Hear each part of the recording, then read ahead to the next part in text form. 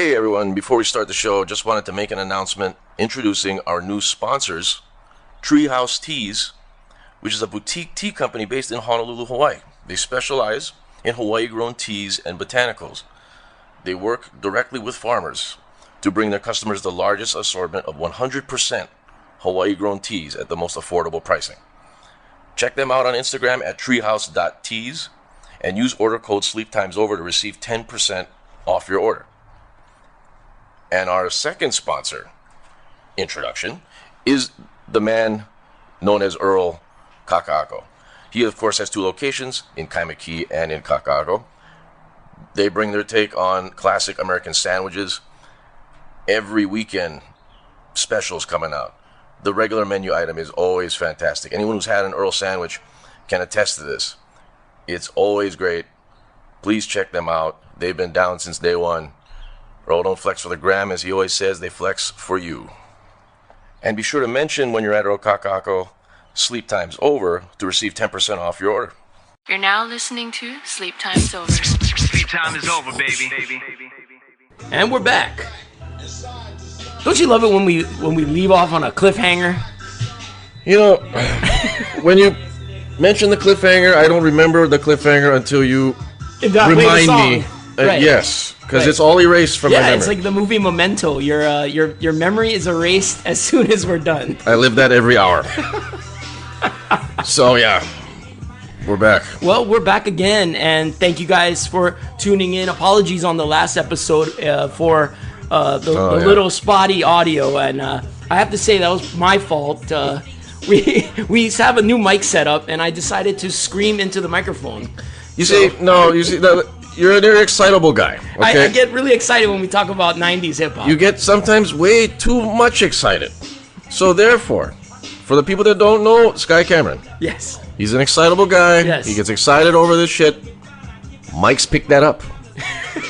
So I had to rework the angles. Shout out Dilate We Peoples. also record this in the morning. I'm heavily caffeinated. So, Oh, is that why? Yeah. That makes sense. Yeah. I'm drinking coffee now, so who knows who's going to be loud this week. Well, Makes that's sense. right. Well, once again, I am Sky Cameron, sommelier to the stars, and I'm with the always impeccable Aaron Sakai wow. here. Illustrious, impeccable. I remember that word, yeah. Give you all of that. A lot of syllables. And That's good. we are back with another. We're on episode 11. Tough. Episode 11 of the Year in Hip Hop 1994, where we review every album or attempt to mention every rap album produced in 1994. Yeah. That was released on a semi-legitimate label. That's If you haven't figured this show out yet, everyone. Yes. So we're continuing on our discussion of sophomore successes and slumps, and we're concentrating on. Last week's episode was rap duos, and there was one rap duo we didn't get to talk about, and then we're gonna go into rap trios. I know you're excited. I'm waiting for the rap quadruples at this point. That's right. All right, so this week is rap trios. Is this what you're saying? Rap duos and trios. Oh, duos and trios. And we're starting it off with legendary, iconic Port Arthur, Texas duo Pimp C and Bun B. This is super tight. It's the sophomore album from UGK, the Underground Kings. It was released August 30th, 1994 on Jive Records. Chad Butler, a.k.a. Pimp C, Bernard Freeman, a.k.a. Bun B. What was your initial thoughts? Were you a fan? I remember when UGK first came out, their twang was so heavy. We never heard anybody rapping with that kind of southern twang before. Yeah. So it was jarring in the beginning, right? Especially Exactly. for like East Coast heads like us. Well, once again, you don't have anything to compare it to. You don't have anything to really tell you if it's good or bad. So you're going to be listening to this and you're going to be like, okay, it's different. It sounds different than the East Coast stuff. But people must be digging it because they have a following. So then we kind of just force ourselves to be open-minded to it. Right. And like, get into it. Right. And not refuse it. You remember when Pocket Full of Stones came out and like Right.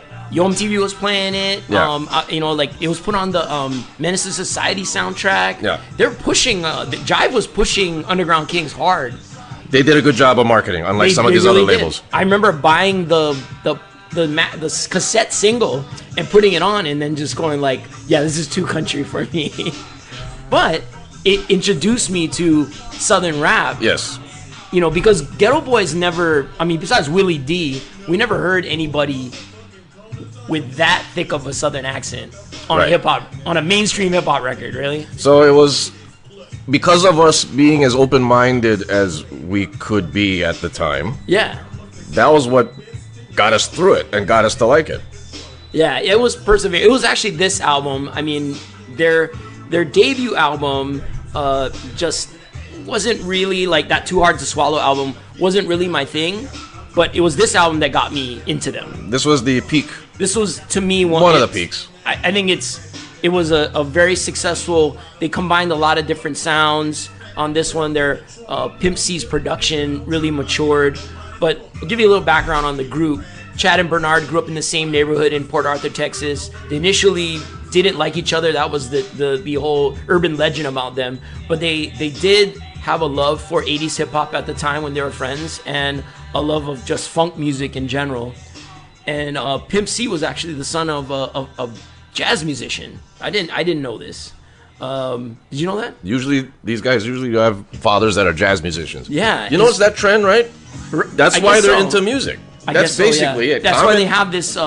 They have this incredible access to albums from their fathers, right? His father was a trumpet player, session player, played with a lot of different jazz musicians, and then Pimp C grew up singing in the choir, and then he taught himself, self-taught piano, trumpet, and drums all by ear. That's a factor.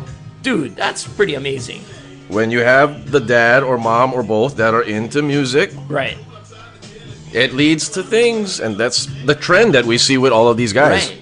You know, so it got him into beat making as a teenager, and then then kind of linked up with Bun B, who was basically rapping at the time. Right. And I never knew how Bun B got his name, but his childhood nickname was Bunny. That's what his family Oh, is called that- him since he was a child. He's Bernard, but they called him Bunny. And then Okay. he just shortened it Bun B as the rapper name. To make it hip. And they called themselves the Underground Kings due to the fact they would rhyme with such a they would rep Texas with that slang and that southern drawl. Most outsiders, when they heard them rap, if they came in from out of town, they didn't understand what they were saying. Makes sense. And they said, "Oh, we're Texas Underground. We're underground slang." So that's the history of the name. But I think with this album, you see Pimp C's evolution. His production is very soulful. He samples a lot of classic 70s soul records, whereas like the East Coast guys were sampling a lot of the jazz, more obscure jazz stuff. He was really putting in that soul samples. He had the availability to do so, and Yeah. from parenting. Right, and I love the fact that with this album, he's combining samples, but also combining the live instrumentation. So he's playing a lot of the instruments. Right. So I think that's what really made Pimp C stand out. Well, they're as true a producer. musicians, right? You talk a lot about these gangster guys and where their upbringing is from and their history. These are true musicians that Right. have this unique style. It fit. The formula was there. And the key to a great rap duo, and we can say this about like Outkast, and we're going to talk about like Phife and Q-Tip as far as a duo of MCs within Tribe. I mean, they really play well off each other, and such two distinctly different voices Yeah. and different rhyming styles. I think that's what there's a lot of rapper too rapper duos that came out where the guys kind of sound too similar. Yeah. And then it just gets repetitive, and the album just lacks that diversity of flow. Shout out UMCs. Yeah. Shout out UMCs. I couldn't really tell if it was They Cool both Kim or sound the Hosky same. rapping. You're right. That's so, the thing. I think it's the combination of like the soulful production, Pimp C's like pimpish rap style, and then Bun B was smooth and had that deep voice and that deep cadence. And they became a local sensation. They sold a shitload of tapes out of their car. They were selling it in local record shops. And then it caught the attention of Jive Records. And Jive, on their first deal, they signed him to a 5-album deal in 92. That's pretty major. You don't hear that often. No, you don't hear that too often. 5-record deal. No. So they had a success with the 2 debut singles, Something Good and Pocket Full of Stones. And they would go on to sell 250,000 copies of the debut album, which was Decent. Pretty decent. Yeah, pretty decent. So Super Tight, they went back into the studio, took elements of their debut. Everything got stepped up, right? And Pimp C handles the entire production just with 2 songs co-produced by DJ DMD, who was like a another Houston legend, and he was a part of a group called Point Blank. But what did you think? Did you buy this album, or did you just have the singles, or was this something you appreciated but never bought? Well, the album I got, the singles I got, there's good remixes on here. Yeah. You know, shout out to the people who know Question Mark Asylum. Hey, look away now. This is the beat. Whenever I hear this beat, That's I always right. think of Question Mark Asylum. You want to talk about nerd shit? There you go. Yeah, there you go. But then they use this beat too. This and- was the second single, right? It's supposed to bubble. Yeah. And then we played the first single, the front, back, side to side. yeah, that had remixes on it. Right, All good. right. But yeah, like this is definitely riding in the car music. Definitely is. It's a niche market. It's a niche market. Yeah. It's either you like it or you don't. It comes down to when did you get into this hip hop music. That's going to determine whether you like this or not. Right. If this is 2020 and you're introduced to this as brand new, you're probably going to shut it down because the open-mindedness will not probably be there. Right. Back then, we didn't have much to go on. It's decent if you like New York hip hop, but you have to pretty much appreciate the Southern originality of this whole group, album, the whole thing. I mean, these It's not- guys are the precursor to the South taking over hip hop. Well, right. I mean, And this is groovy music. This isn't total gangster like Bay Area shit. No. So I think people in New York could get into that, which they did. But it's a uniqueness that the South had that was not shown. Yeah. It was either West Coast, East Coast. That's it. UGK won you over with the fact they didn't compromise where they came from to conform. Right. They were who they are. There was no And gimmicks. There's no gimmicks, and I think that And hip hop musicians. fans and especially New York fans, they appreciate authenticity. You're right. You know, That was always big. Keep It Real was always big in '94. Keep it real. That's everybody was saying. Keep it real. Keep it real. Right, so right. there you go. So yeah, and I always appreciated that UGK when they put out the vinyl singles, Pimp C always had cool remixes on it. Yes, So the remixes were really great. So there is a really cool remix for It's Supposed to Bubble and a good remix for Front, Back, Side to Side. You can listen to them on YouTube. They're not available on streaming services. Right. But this album was initially, like slower in sales than the debut when it first dropped because I don't think the singles weren't as flashy as Pocket Full of Stones and whatnot. Right. But the album, they pushed it, and Jive, slowly like helped them market the singles, and they would go on to sell 375,000 copies.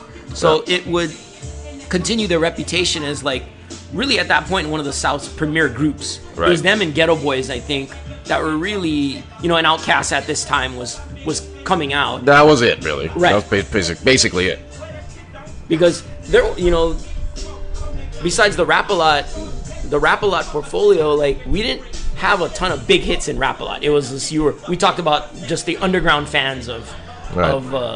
The Odd Squad. Oh yeah. And we're gonna go into Odd Squad in a couple episodes. We haven't talked about Odd Squad We yet? are, yeah. we Oh, are. shit. I'm a There fan. you go. I'm a fan. It was Yes. good. It was decent. Yeah. So, anyways, this is 11 tracks.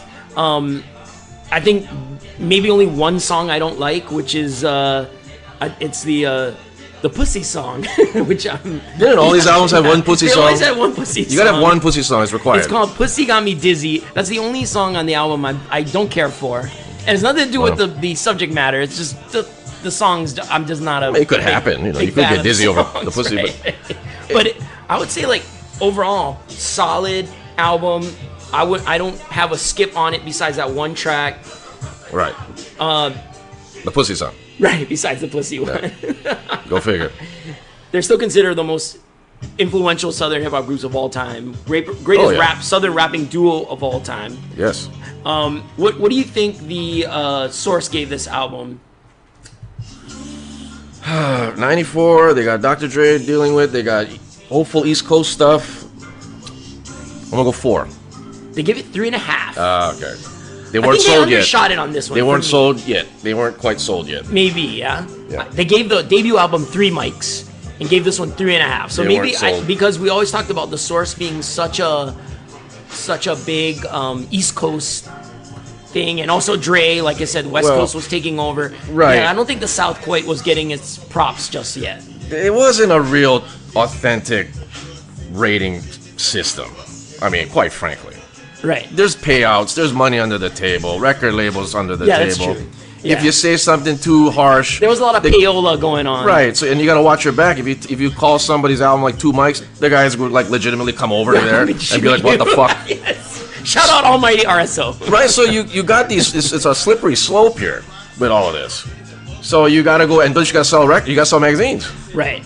So if you make a magazine, put Chronic is Two Mics, fuck you. Everybody's gonna be like, "What the I fuck?" think it's a great album. This And is a better than 3.5 mic album. This is I would say I give it 4. I'll give it 4 mics. Back then I give it 4 mics now. It's a solid album. I go the same.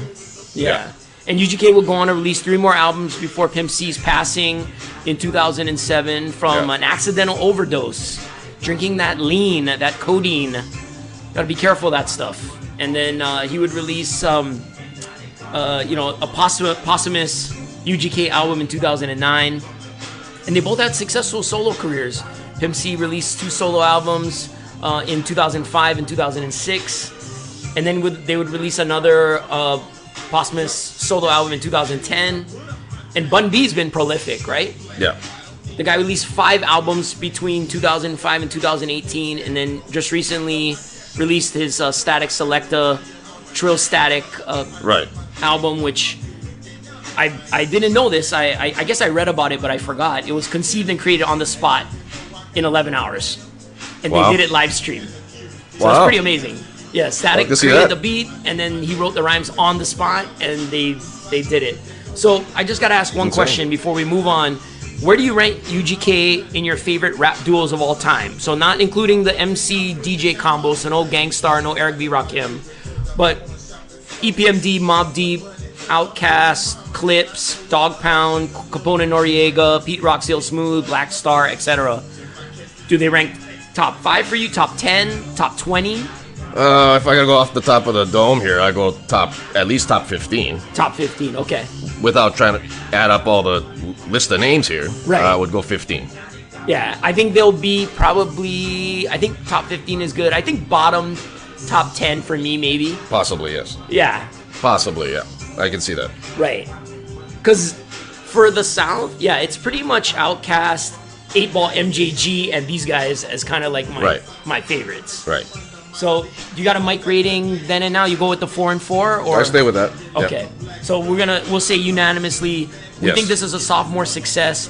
We recommend you guys check out the album if you're into UGK or only know them from Big Pimpin', Right. which a lot of people only knew them from Jay-Z's Big Pimpin'. Right, but it blew them up. And, did blow 'em up. And rightfully so.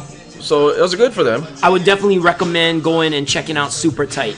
All right, going on to No, see, when you laugh like that, okay? yes, Come I on. know. What is It this was a shit? duo that became a trio, but not for the better.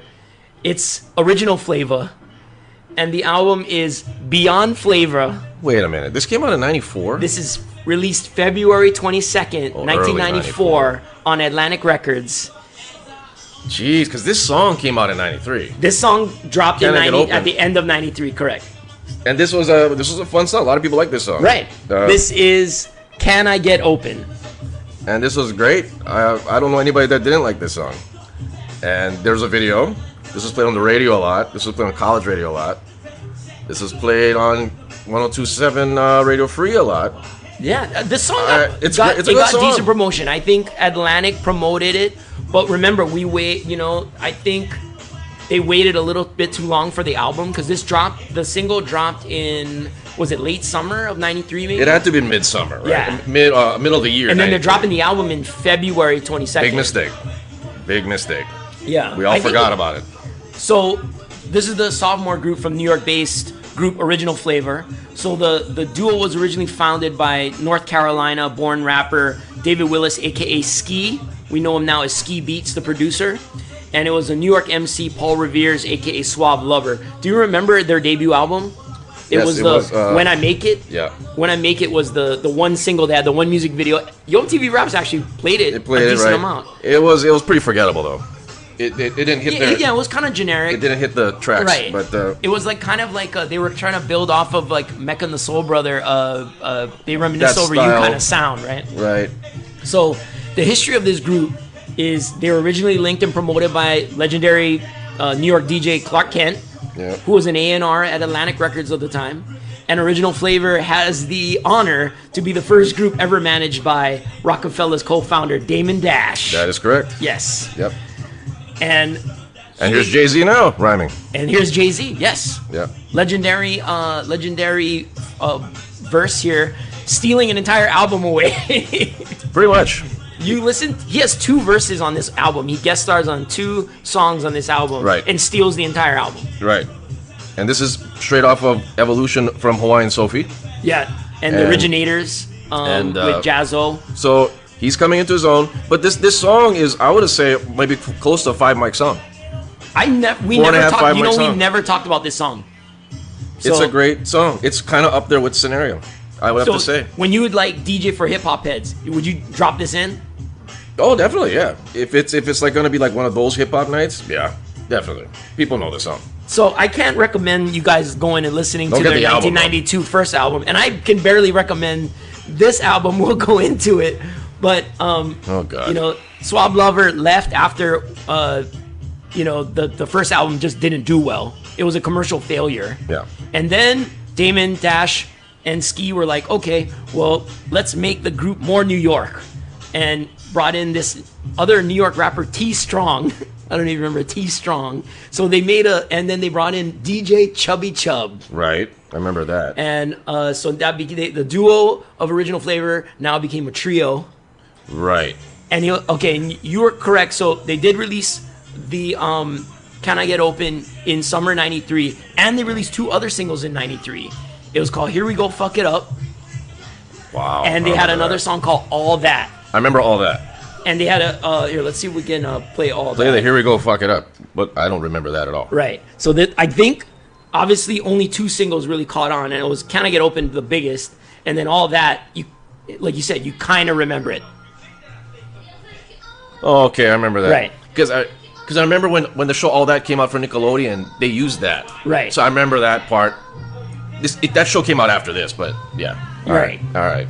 So you're right. But Can I Get Open was the song that you actually were like, oh, it's arguably their best song. Probably it is their best song. It is their best song. Right. Confirmed. There ain't nothing else close. And hearing Jay-Z on it was really the biggest thing. Well, the fun thing about that is everybody had a different voice. Everybody had a different little gimmick, right? The guy with the first rapper all the way to Jay-Z, everybody had their own style. It was like Scenario. Right. Yeah. It's fun. The beat was great. It was upbeat. The chorus worked for 93. It's a 5-mic song. I'm going to say it's a 5-mic song. But it was not really a hit outside of East Coast and East Coast fans. Well, of course, right. Like you said, it got a little radio play, and I think people probably hear the song and go, "Oh, I recognize it," but I don't think they know who it is. Right. Like that's a perfect song to play in Who Dis, our trivia game, and I don't think people would get it. People, I don't think will get it.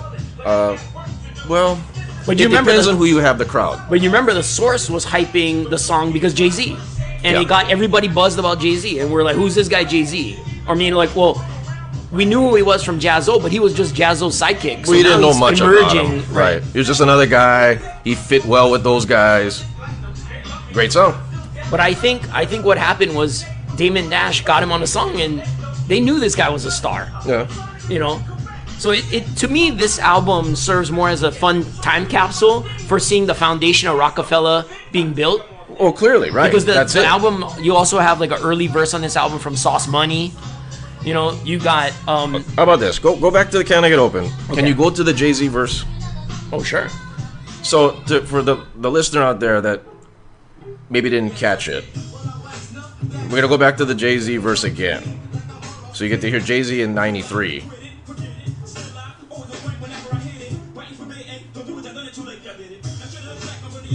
So you see how he goes and skips over the words, and I don't even know what you call that. He was positioning as this tongue-twisting rapper. There's a tongue-twisting, super fast. Yeah. So this is Jay-Z. Jay-Z said that he was influenced by Big Daddy Kane and jazz for this style, and he was like wanted to be the fastest rapper in New York because that was the hot style at the time. But you see the evolution of this, right? Where you 93, Dead Presidents is gonna come out, 95, 96. That was the next thing. In My Lifetime, Dead Presidents. Yeah. knows how to change with the times, knows how to evolve with the times. He now moved on to a Nas type of flow as he went to Dead Presidents and In My Lifetime. Not that anymore. He had one of the best career evolutions. This Yeah. was the Can I Get Open remix that was only on vinyl. I'm not sure if you had this one. Yeah. Yeah. So this was like the little bit more darker East Coast version. This is a classic 93. Right. Sounds like Double X Posse. Yeah, You can't get this album on streaming services. So the only way you can get this album right now is actually on YouTube.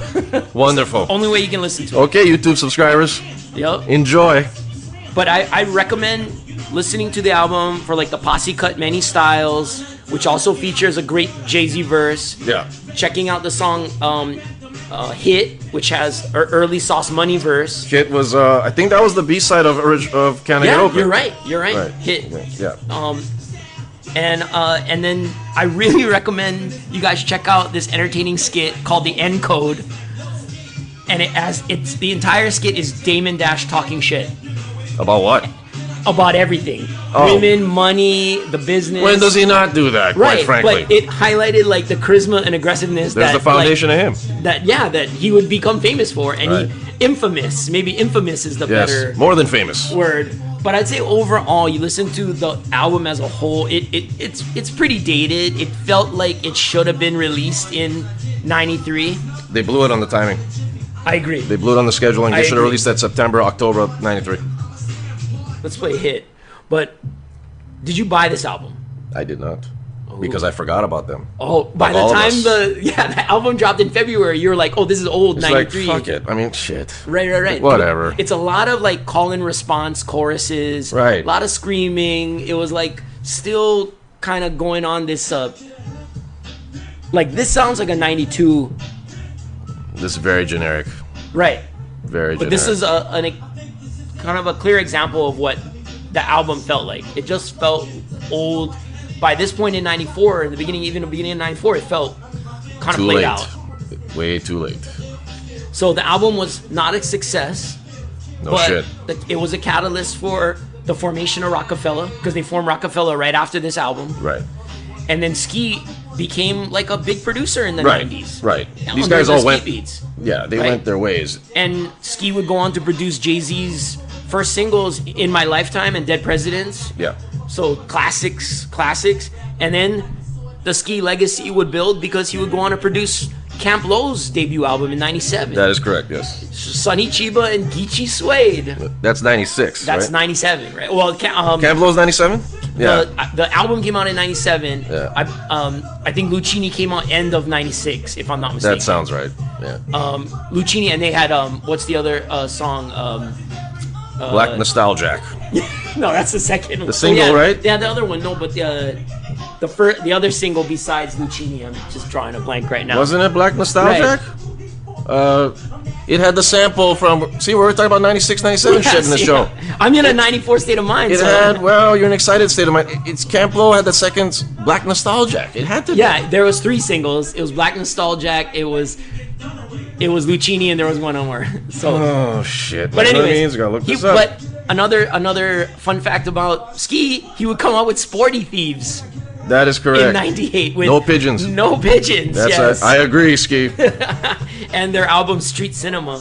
So Oh, Coolie High. Coolie High. Yeah, Yes. that was the Coolie first High. single. Apologies on the show. I'm in a '94 state of mind. Yeah, and, so Coolie High was their first single. yes. Then Lucchini came out. Yes. Then Then- album. yes. Then Black Nostalgia. Yes. Got They it.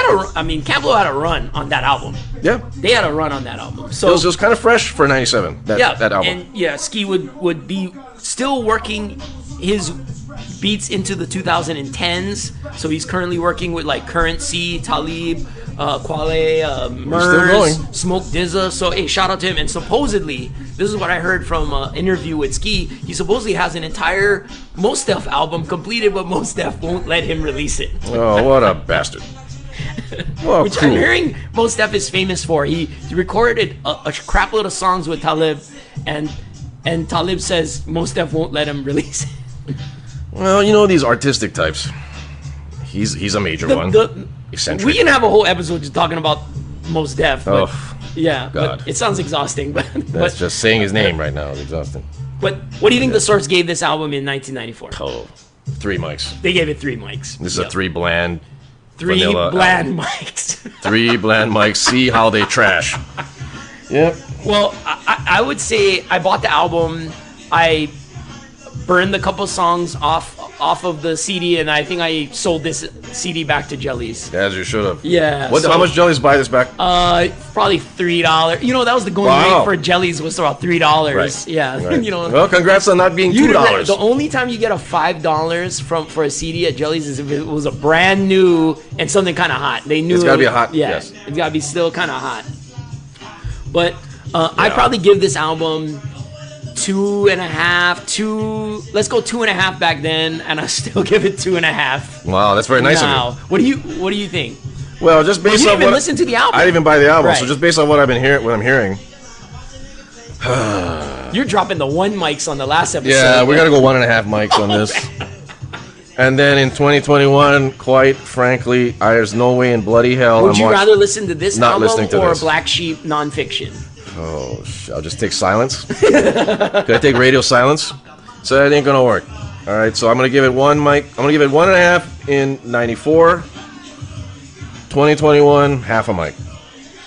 Meaning there's no way in bloody hell. I'm gonna go on YouTube and go in my car and listen to YouTube in my car of this. That ain't gonna happen. It ain't gonna happen. Game, set, match. Good night. All right, so I think we can say this album was a sophomore slump. These guys never really had a success. Good single though. We don't Can I get completely open? shit on them. For the record, 5 mic song. And I actually like that When I Make It song. So if you guys go on YouTube and check out their first single in '92, When I Make It, it's okay. It's all right. It's generic, but it's entertaining. Yeah, guys, you wanna listen It to kind of that? reminds me of like what's a bro to do. You know, it's like one of those songs that's kind of catchy. All right. If you know what's said a bro it. to do, then you're old and Shout out Future to Sound. you. All right. Well, Future Sound was a precursor to Rockefeller as well. So I can't Forgot about recommend that. you guys really going and listening to this album, but I'd go and definitely listen to those Jay-Z verses. If you haven't heard Can I Get Open, go and check that video out on YouTube. And yeah, Okay. Original Flavor. We'll never talk about them again because they're done after this. Better not. Exactly. All right, now we're gonna talk about a group that is probably near and dear to both you and I. We actually saw this group in concert We together. went to a concert. Yes. Yes, whatever those things are. Yeah, 2021. whatever those are now. They were here in Hawaii at Blue Note. That's right. This is Diggable Planets. The album is Blowout Comb. It was released October 18th, 1994 on Pendulum EMI. The heyday of Pendulum. Yeah. Pendulum would never have another year This was their peak. like 93, Pendulum's 94. Pendulum's Peak, yes. It was the sophomore album of the Brooklyn-based trio Ishmael, Butterfly Butler, Mariana, Ladybug, Mecca, Vieira, and Craig Doodlebug Irving. Although the funny thing about this group is none of them are from Brooklyn. they're based in Brooklyn, but Ishmael is from Seattle, Craig is from Philly, and Mariana is from Maryland. Go But figure. they rep Brooklyn. We the never called fullest. them out on that. Well, we didn't because we couldn't deep dive into finding out. They didn't move. Yeah, they didn't move to Brooklyn until they got signed to Pendulum in '92. And there's no internet, so we couldn't be, So they're like, all right, Brooklyn, man. they're Brooklyn. I guess they're Brooklyn. And then plus, if we see, let's be real here. If you're someone from Hawaii watching these videos, if they're filming it in New York, you're gonna think they're from New York. If they're singing about New York, they're from New York. We're not gonna know anything. Right. So that's okay. We'll give that a pass. That's fine. We talked about their debut album, Reaching. You know, did you enjoy that first album? Their debut. That was good. Great album. Right, great album. Went gold. Yeah. Cool Like That is a hip hop classic. Everybody knows that one. Everyone knows that one. A lot of people thought that Cool Like That after that they were gonna be like a one hit wonder kind of PM Dawnish Right. kind of group, but Right. They won the Grammy, which is sometimes the sign of death for certain groups. Right. Can we, And they MC had a- Hammer, right. Macklemore. I mean, we And talk then, about some Grammy. can't forget the groups. Grammy speech he gave. That was a memorable Grammy speech. Yes, that's right. That's right. I will check that out. So they 'cause did that was win. Yeah, monumental. they did win Best Rap Performance, the Grammy, and so they went to work on this album almost immediately after Reachin'. Smart. But they ditched the radio single model that the Pendulum was pushing him to go in. And this is a self-produced album, and you can see that they were definitely listening to what was going on in New York, and they were like, we can't come back out with the hand-snapping jazz. We got to do something a little bit harder, darker. And this album's much more denser and richer and more complex, like sonically, than the debut, I argue. Well, I enjoy this album more than the first one. Yep. I compare these guys in the What If situation. Black Eyed Peas. Black Eyed Peas has a good, groovy, jazzy album. Right. And then what happened to the second album? Yep. They got Let's Go for More Radio. And then Let's Go for More Radio. And let's ditch the black girl and get the white girl. That's what the model would have been if Pendulum had their way. I can see that. Diggable's second album would be another fun, jazzy party kind of a song, but maybe a little bit more upbeat. Right. And then you're going to see them go that path. But they refused, and this is what Black Eyed Peas could have done themselves, but they went for it. I compare the two groups. Yeah. As far as I could totally the see model. that. I mean, because they had the template, they had the look. Yeah. You know, they're good-looking young people. Yeah, two guys, a girl, the girl's cute. The girl's cute. That's it. You know, throw a R&B hook on it. You That's know all what you I mean? need. Like, yeah, and I think the label, when they were submitting tracks from this album, it's such an ambitious album that they're like, well, you know what I mean? Like, it was such a shift in tone and feel. And they even, like, remember that first album, they kept rhyming about insects and bugs, Right. And because that's what they were going for. They're Because it was ladybug and doodlebug and all the bugs. because they were metaphors. The insects were the metaphors for the minorities, Right. in the hood. So, but with this album, they were like, they changed their names. Did you remember that? For the marketing, they said we're no longer the bugs. It clearly, yes. They got rid of the bugs thing. Look at the name. Okay, what's the name of the first album? State the name of the first album. Right. It's like the full name. Reputation, time and space, travels and shit and bugs. Reaching a new reputation of time and space. Okay, now Yes. quite frankly, all right, that sums it up. That sums them up. They were clearly that type of. So for them to come up with Cool Like That, which is very, very catchy, very, very radio, but still respected on both ends. They wanted to take it a step further. Pendulum wanted to take it a step further. Okay, we got you this big hit.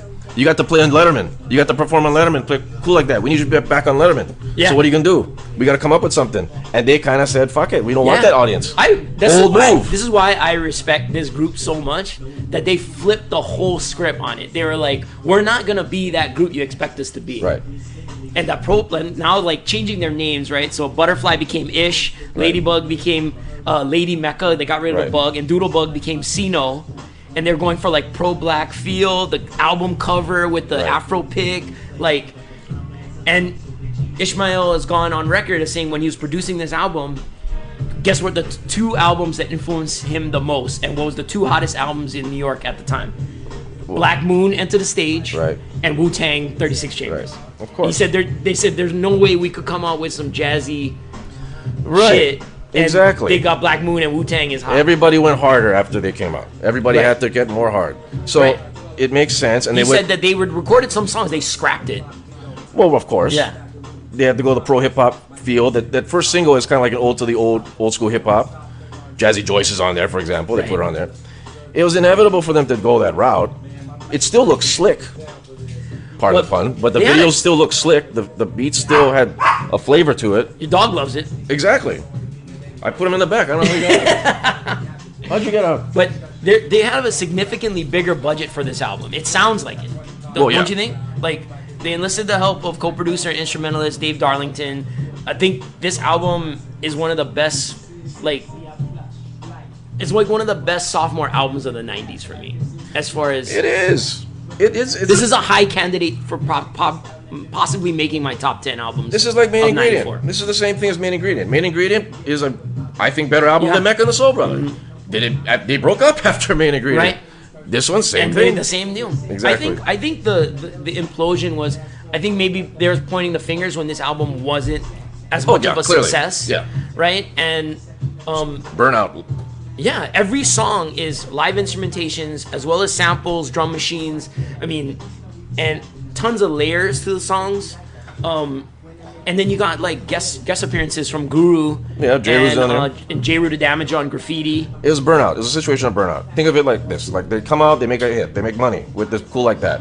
Then they decide to break the mold and do their own creative. Right. And this is their creative peak. And then it doesn't work.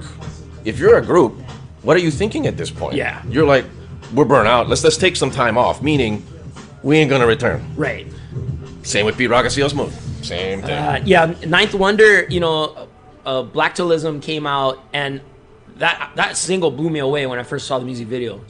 I thought it was a great song. I loved it, but I knew that it wasn't gonna be a commercial hit. MTV ain't playing that during the day. No.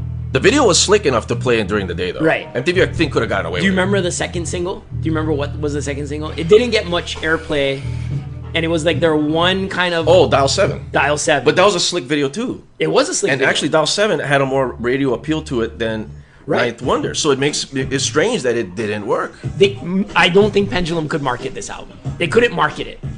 And I think, this should have been a bigger... The video alone is a slick video. Yeah. They didn't lose the slickness. It's That was just- like this kind of spy one, right? Because Yeah. they're the creamy spies. Yeah, but it was filmed like cinematically, like a Axiom- movie. Yeah, it looked like a movie. So I don't know why that didn't work. I think they probably spent so much money on the budget. They released all these rare vinyl and mixes for DJs. Remember, there was a big DJ thing with this Yeah. album too, right? I mean, weren't they they, had- weren't they they had all that. marketing it a lot for DJs?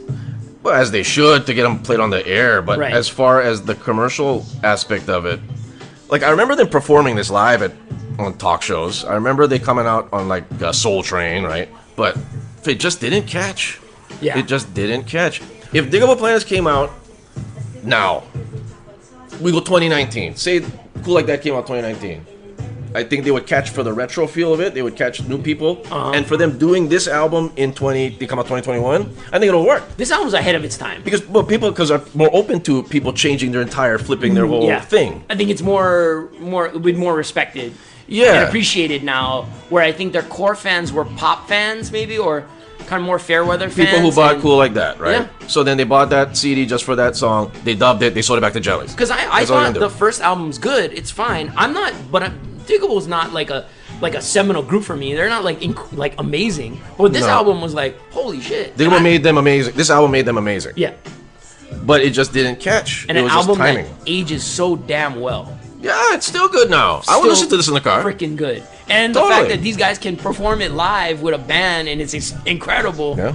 I mean, come on. So this album was almost unanimously acclaimed by critics, although I could not find a source review on this. Could not find it. And I looked at every Source magazine from '94, not a review on here for this album. So I would if say any of you guys find a source review, I would love for you guys to. Let's because predict then what they would do. I think they would give it 3.5. I would think they give it 4. You think so? I'm gonna say 4 because it's too damn good. It's really good, and these guys are not hip hop people.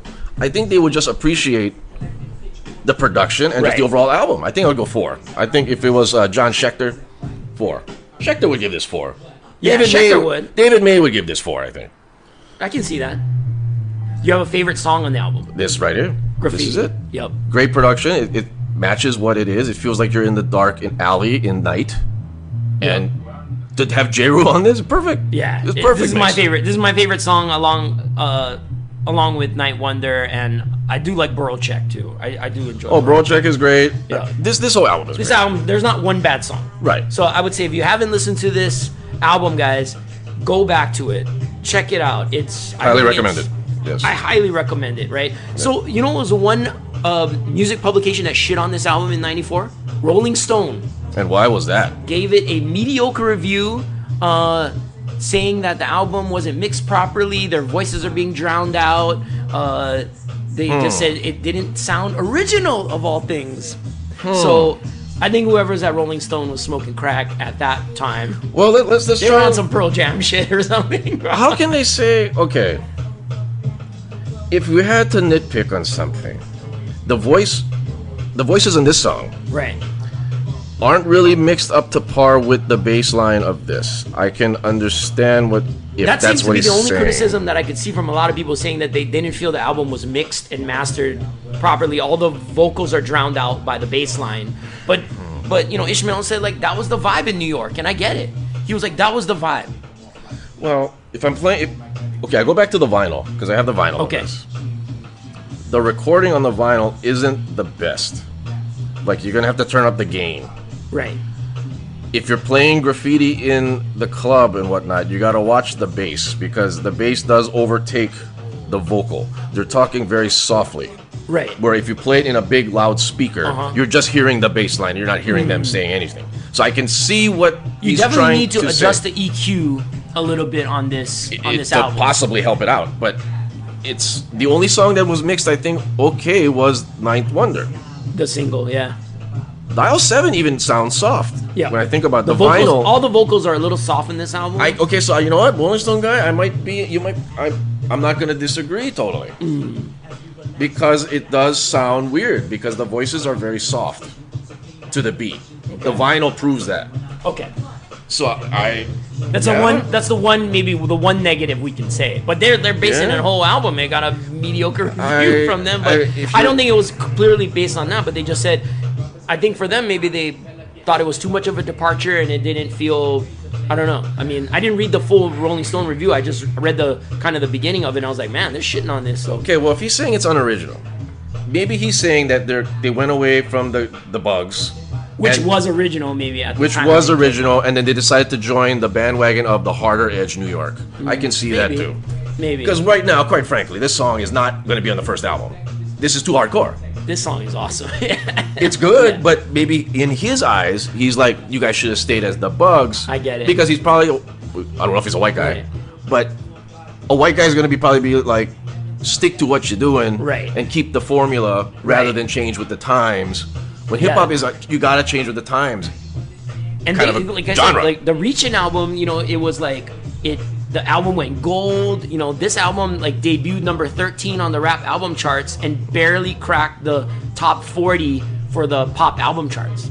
It So- did make the pop album charts, though, right? The yeah, top 100. it made it like 39. So it like 39 on the debut, but it didn't find its legs, and the singles didn't connect. Right. You know, besides hip hop fans, Right. you know, like or hardcore guys. Right. It just didn't have the pop appeal, right? Right. So it was basically after the release of the album and what would be considered at the time the commercial failure of the album. Yeah. And then Lady Mecca's parents actually passed within months of each other, and she went through like obviously she was grieving and she went through Right. a lot of stuff. The group just split up, right? And Right. then Ishmael moved back to Seattle and forms Shabazz Palaces, Yeah. which is like a super experimental group, right? Yeah. And do you like Shabazz Palaces? They were in concert here not Yeah. long ago. Yeah, I think they in were. 2018 or something. He loves Hawaii, man. So they've been here before, and they have a Hawaii tie. It's decent. It's politically charged. yeah. It's better than a Spearhead, so that always says something. Quite frankly, anything's better than Spearhead, but you know, Yeah, Mike, you're not a Michael Franti fan. I don't want to discuss his name. I don't want to say his name. So yeah, But Lady Mecca would go on to release a solo album in 2015. so I got a Lady Mecca Yeah, story. right. I So got, I was just gonna ask you about that. I got a Ladybug Mecca story. All right, so if she's listening to this, I'm sorry. This is true. So she was here for a solo concert. This was early 2000s. This was for her promoting this solo her album. solo album. Okay. And then she did tracks with like Encore, and then Right. And she performed, but then she went to Kicks Hawaii, and she wanted to ask them if they could sell her CD, and they said, "Sure, it's Ladybug Mecca. Right. How much you want to sell the CD for cost? Oh, $22. So you're telling me, Ladybug Mecca, we're gonna fucking sell your CD for $44? All right? She wouldn't sell it to cost. She wouldn't sell What to Kicks the for what? cost. So they're like, nope, get out of here. Don't let the bugs hit you on your way out. So people become divas. I don't know, whatever, arrogant. I don't know, but come on, people. She was one of the best female MCs that never, I thought would have been bigger. You would think. She had the potential. Definitely, she had the look, she had the Right. voice. Right. I don't know what the backstory was. Maybe because she's too busy trying to be full of herself, selling CDs for $44. I was always upset that like Ladybug Mecca could have been like another, Lauryn Hill in the sense of Well, I argue, better rapper. I mean, I know everyone gets mad that when we shit talk Lauryn Hill. Okay, let's talk about Lauryn Hill. Show, let's talk about. But Ladybug. I do feel like there is a blueprint of the Fugees and Diggable Planets. Of course, there is. Similar. Of course, there is. They only released 2 albums. You have one female who's a standout. Right. And you have one group that skyrockets to stardom and breaks them up, and then one group that kind of fizzles but makes a masterpiece. They both may have masterpiece albums under their. It comes down to the artistic minds. Do you want to make money or do you want to stay in your lane? That's it. Wyclef wanted to make money. Praz wanted to make money. Lauryn Hill, not so much. Yeah. Because she went crazy. Yeah. But she just got the aura to continue to get her to make money just from the aura of her one and only album, the incredible album that she had, which sucked. All right. And then same thing with the Diggable Planets. Diggable Planets were very artsy guys. Right. They didn't want to get out of their lane. They remained. And that was it. Could they have gotten bigger? Clearly they could have gotten bigger. For sure. But they didn't want to. Yeah. That's the comparison. It's good, yeah. Ladybug Mecca is Good good, but she didn't want to get catapulted. She actually, further. and do you remember she actually put out 2 other hip hop groups? One's called the Dino 5, and then she had a Brazilian group called Brookzil. Yeah, I remember that one. Brookzil with an exclamation point. Yes. Yes.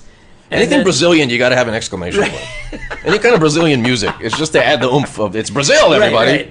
Right. And then they shout out to them. They reunited. They were doing a reunion tour. It's obviously been cut short because of the pandemic.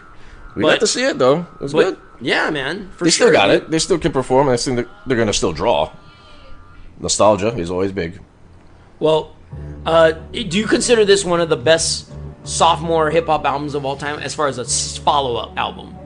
Yes, but not as appreciated. People don't appreciate it as much as it should. So it's one of the best underappreciated sophomore albums. Yes. Is this album a possible candidate for your top 10 albums of '94? Oh yeah. Okay. That definitely. So I think we can unanimously say this is a sophomore success. And once again, what do you give it now? I actually give the album probably 4 mics back then, because I would only listen to a handful of songs. I wouldn't listen to the entire thing. I also think my listening taste, I was too young for this album. But as an older person now, and this album has matured into what I like now, I think it's a 5 mic album now. It's a 5 mic album. Yeah. Yes. I mean, I loved it back then, and it fit right in with the main ingredient.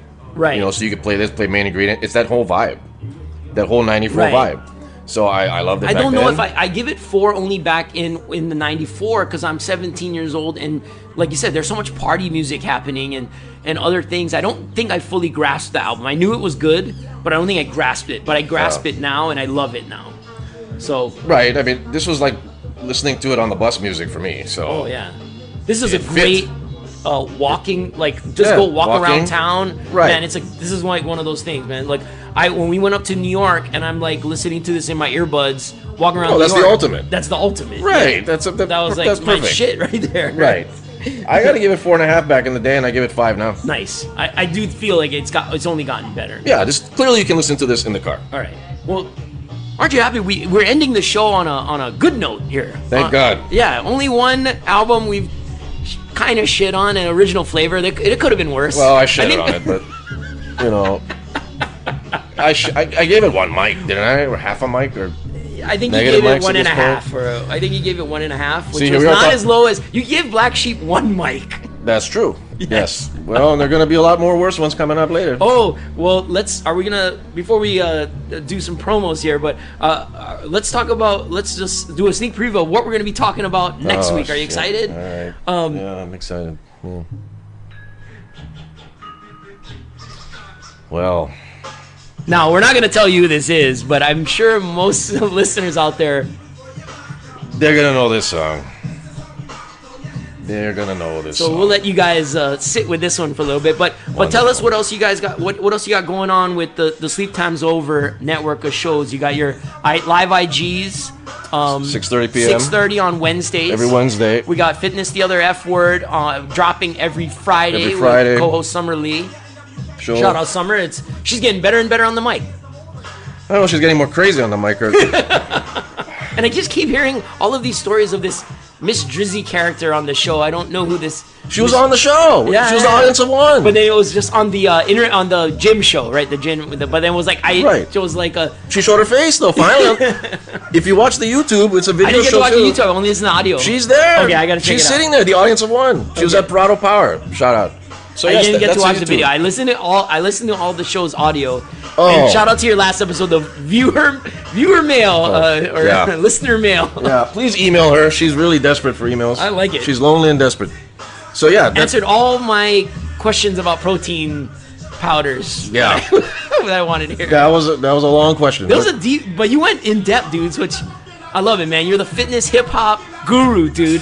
God. You got it. I figured we. I gotta turn this shit down. Yeah, I hate can this you song. please? Can we just have silence for a second?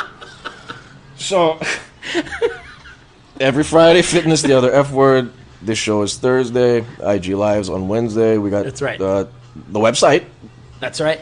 www.sleeptimesover.com. we Yeah, got for the all merch. your merch. The Bum By You Learn hat is Yeah. online. We got the Nevermind shirt. Yep. Do you have a Nevermind shirt? Did I you get don't one? have a. That's the You one never shirt got I that? want. I have the Make Oh. IG Live Great Again. Oh, right. You got that one. Right, Yes. you gave me that That's right. one. I got my mask. Get your mask too. Mask it up, We y'all. still got masks Right? going on in this society. Yep. Yes, we do. It ain't going away. I predict masks go away by September. You think so? Yeah. Masks will be optional. It's not going to be required anymore. The mandate will end September. You heard it here, folks. You heard it here. I think so. You heard it here. Where you can still wear it as an option. All right. Yes. And then the distancing will be optional. It'll move to optional. That's my This is Nostradamus over here. Shout out Yomatic. Yeah. I mean, for the people that are in Hawaii listening to this, all right, well, God bless you. Yo. But I mean, that's what's going on, right? I mean, we have this. We're in tier 3, is what they call it. I said we go tier 4 by the end of March. All right. And then- When can we go? When can we see like a concert? Not like this small venue stuff. As like a regular thing. Yeah, like a concert. I go August. Okay. All right. August. I like it. Because if you figure if we're at tier 4 by March, Yeah. what's going to happen in April, May, and June? More people are going to take the vaccine. That's Right. basically how this is going to go, Right. whether you like it or not, Right. or want to or not. Then they'll open up the floodgates for all the '80s bands to come to Hawaii, like Chicago and Hey, Tiffany's Hall and performing. Oates. Tiffany. Tiffany was just here. Right. Right. Who went to that one? I don't know. I don't even know 2 Tiffany songs. Oh, I know two Tiffany songs. I know you do, but you should have been there. So I'm just saying, like, yeah, more concerts are coming. August, I think, will be you'll see I don't even want to say packed, but people closer together in a concert. Somebody on the stage, Right. you know, not Well- spaced out. I appreciate again doing this show with me, man, and listening to these old albums and digging into that dungeon of memories. Right. So you notice after I said all that shit, we have alarms going off now. Yeah. People are trying to shut this down. We have the monthly siren going off. Yeah. Car alarms going on. People don't want me to say this shit. So better sign out. Can't you? And then we can't wait. We're gonna talk about TikTok next week. Oh, fuck. Good lord. Yeah, we'll see them in concert come to Hawaii. Yeah. Are you going to that concert in Hawaii, everyone? You want to go see the people who sang TikTok? It's not the app. It was a song in '94. That's right. That's right. shit. They were the keepers of something, right? They were the keepers Oh, of. another F word. Yeah, the other F word. Yeah. God. Anyways, we appreciate you guys checking out another episode, and we'll see you next week. Peace.